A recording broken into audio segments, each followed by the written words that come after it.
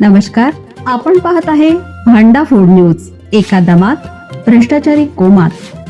Social media, कर्जबाजारी, गुन्हेगारी, सट्टेबाजी, चोरी, मटका, जुगार, दारू, सावकारशाही, न्यायाच्या प्रतीक्षेत प्रशासन. भांडाफोड न्यूज. एका दमात भ्रष्टाचारी कोमात. परफेक्टच्या शोधात अनेक जण रिजेक्ट. तरुणींच्या अटीमुळे तरुणांचे वय चालले वाढत. शेतकरी मुलांना नकारच. मुलगा शासकीय नोकरदार हवा, शिकलेला असावा, सासू सासरे जवळ नकोत.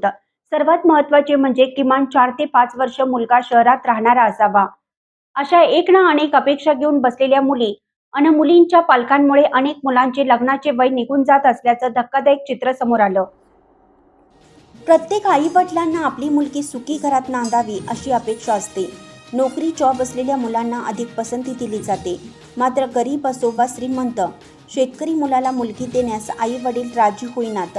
कोरोनाच्या संकटामुळे अनेक तरुण मोठ्या शहरातून गावात आले आणि तरुण पुन्हा शहरात परत गेले. मात्र कोरोनाच्या काळात अनेकांच्या नोकऱ्या गेल्याने बरेच तरुण खेड्यातच रमले. सद्यस्थितीत उपवर मुलींची संख्या कमी असल्याने तरुणांचे लग्न जुळणे कठीण झालं आहे. परिणामी उपवर मुलींच्या वडिलांची फारच दमछाक होत असल्याचे वास्तव समोर आलं आहे. माझे वय 35 सुरू आहे. मी आतापर्यंत 20 ते 22 मुली पाहिल्या. प्रत्येक वेळी वेगवेगळे कारण देत मुलींचे नातेवाईक मुलगा पसंत नसल्याचं सांगत होते.